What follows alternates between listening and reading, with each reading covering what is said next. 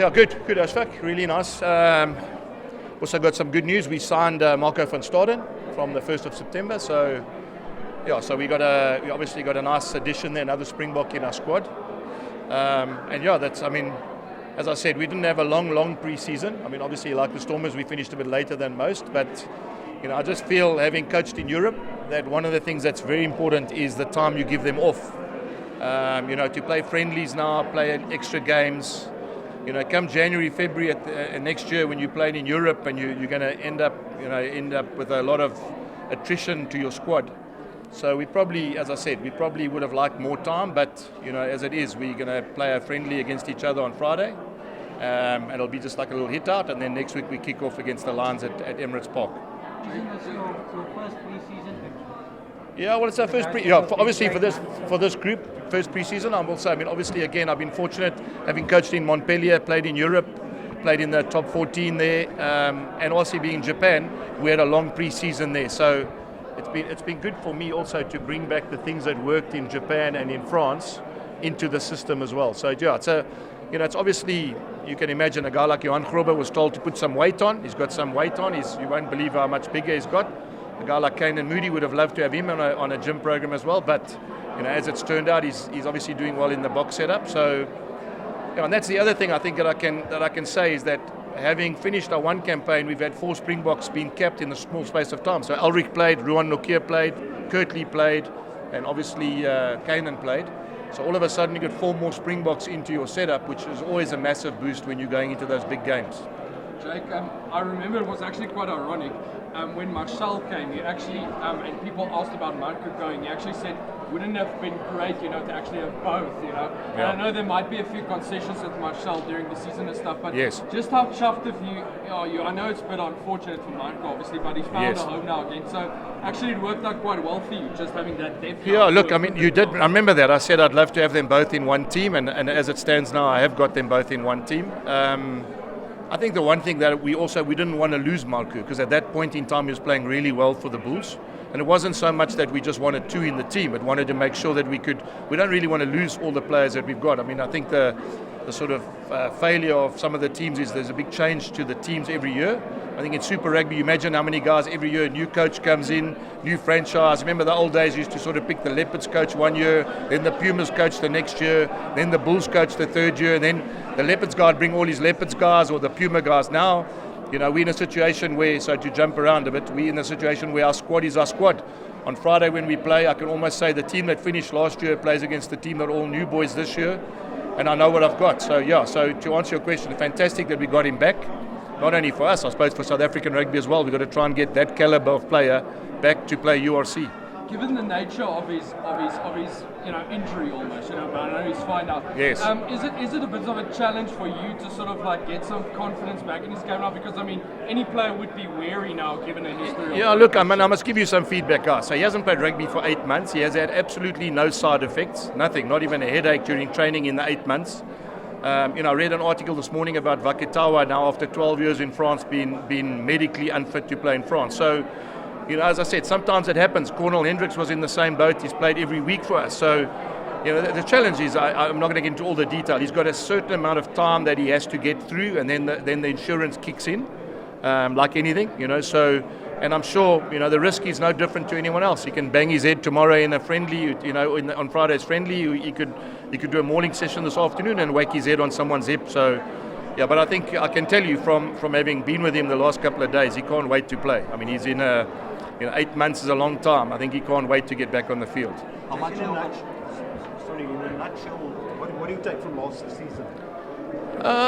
Look, there was a lot of things for me that I enjoyed. We got a very young team, and we probably did better than most people thought we'd do, and I'm talking about as a team, as a squad. The learnings were that, we obviously fell short in the final, and it's always not nice to lose a final. I think the other thing that the learning is just off the field. I think the one area where I think we can sharpen up is the travel. I think to fly around the world to get to Europe is not ideal. Fly economy class is not ideal either. One of the sells to the group of players was that when we came from Super Rugby business class to Sydney, that you wouldn't be that far away from home that often. As it turns out now, I mean, the schedule is what it is, but we could go Exeter 1 week, come back, play 1 week here, go back to URC. And if you're flying economy class and you got to fly via the whole world to get there. I mean, I know we've now got an airline sponsor in Qatar, so hopefully that will be addressed. But I would say the one area that, and the players the same, to travel economy class and, as I said, via to get to London is not the way that, I'm sure it's not the way this tournament was sold, and the expectation from both players and fans and I'm sure supporters will be the same. Jake, last year was all about building yourself. Yes. Players. Are you happy this team believes as much as you believe in them now? Yeah, Mike. I mean, of course. I mean, having gone to Ireland and beaten Leinster is obviously a massive. I mean, you can't put a price on that. I mean, people now believe that in our group that we're good enough to beat the best teams.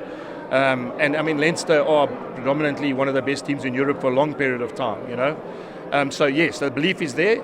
As I said, I think we probably superseded the expectation early on. I mean, not taking it away. When you have a crack at playing a final, you've got to win it. But this group of players, I mean, if you go through Aldrich Lowe and you go through Ruan and you go through Kirtley and you go through Kanan, I mean, the average age of our group is very young. And I think the expectation of our board and of people that are involved in our organisation would be 23, 24 would be a fantastic time for these group to mature. I'm just so excited to see we probably jumped ahead quicker than we should have, and now it's the second year. I'm quite keen to see if we can maintain that sort of momentum into the second year. Because let's be fair, guys. I mean, I just spoke to someone now. There's no ways Leinster bringing a B team to South Africa again. There's no ways Ulster are going to be set up again in terms of expectations of South African sides. There's no ways the Irish teams are, who are predominantly the best teams in this competition over the last couple of years, are going to come with their eyes closed again. So, I'm not taking any away. We're going to have to be better, because I got no doubt every team that now plays against South African franchises is going to want to do better as well. So, yeah, that's the challenge, I suppose, for all coaches, to see how good we are in year 2. How big a loss is Joey to your coaching team? Yeah, I mean, Joey is. I think people move on. I don't know where he's coaching. I mean, I think I'm not sure. Well, I don't know if he's coaching, because I mean the juniors played this weekend. He wasn't there, and the seniors played in Joburg, and he wasn't there either. So I don't know. I don't know where he is. Jake, will the South African franchises have enough depth for 3 competitions in the new season? Probably not, Probably not, and that is going to be a challenge. Obviously with my experience, Cobus have been in Europe. It's easy to say we play Currie Cup and Europe and URC, but that only happens when you've got people on the field. If you look now, you've got a couple of teams already got some niggling injuries. I mean, they haven't even kicked off yet. So, yeah, my concern, and I've said it many times, is that the Currie Cup becomes just an also-ran competition. It becomes like the Vodacom Cup of old, and that would be, and I echo what everyone says, that'll be a sad day for me, that the Currie Cup just becomes another competition where we're making up numbers and getting teams to play. I think, but we can only cross that bridge. I've heard the Currie Cup might be in February, then I heard it might be squeezed in at the end of URC, because there's a massive gap between URC and the World Cup. So until we get those dates and until we get the exact program of who can play in which competitions, we can answer that question, Cobus. But I would say to you again, and I stress it, it'll be a sad day if the Currie Cup just becomes, the last Currie Cup final, taking nothing away from anybody. I think it's the first Currie Cup final in the history of the Currie Cup where not one Springbok who ever played for South Africa was on the field in 46-man squad, and the ref wasn't an international referee. I don't think it's ever happened in 130 odd years that the Currie Cup's been around. And we mustn't take that lightly. Taking nothing away from Pumas and Griquas, and all credit to them for winning. But geez, I can't remember the last time no Springbok was on the Currie Cup final field, even an ex-Springbok, and it wasn't ref by an international referee. Jake, sorry, just one more question on you've made a couple of nice signings really, but I just wanted to hear guys like Bumzile and Mhlali.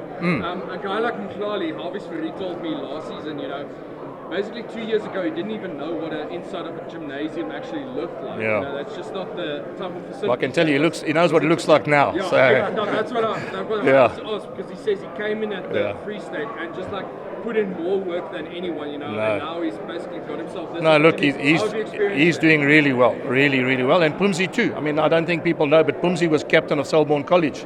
You don't become captain of Selborne College unless you know how to play rugby. So, yeah, look, I think that one of the things I've also learned in the last couple of years, and I've learned over years, but I've also seen with the Bulls in the last couple of years, is you're as good as your weakest player. And if your depth of your squad gets better and better, I mean, all of a sudden your training sessions are more competitive.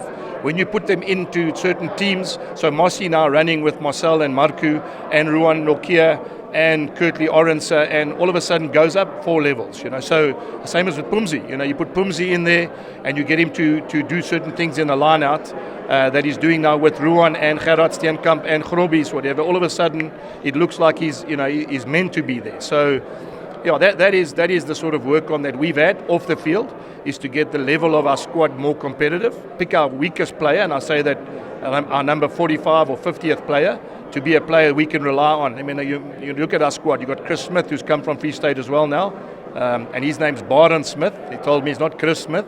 Chris Smith's a fly half who plays for the Bulls. So, but the reality is, when you got him running against Cornell at centre and you got that kind of calibre at practice, your whole training session gets better. So, and as I said to Kobus, you know, we play Europe, we play Lyon, we play, who knows, maybe one week you'll have to go with a whole combination differently that gets on the aeroplane and goes to play a away game. And I mean, Leinster have shown that they've got to do it over the years. So, you know, if the Bulls want to compete at that level, we've got to be good enough to do that as well.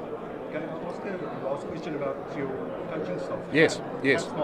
Will you involve in your... No. So he's actually got quite an interesting project now. Is I've given him a job where he's going to look after the juniors, and I'm not saying that he's not involved with seniors. I'd like a report on all the juniors that he feels have got a future at the Bulls in terms of where they are. And then more importantly is, what do we do to make sure that we put them on the right pathway? So, you know, I'll give you an example. We have a lock who didn't jump at school. It's a massive kid, never jumped at school because no one could lift him up at school. And I mean, that happens.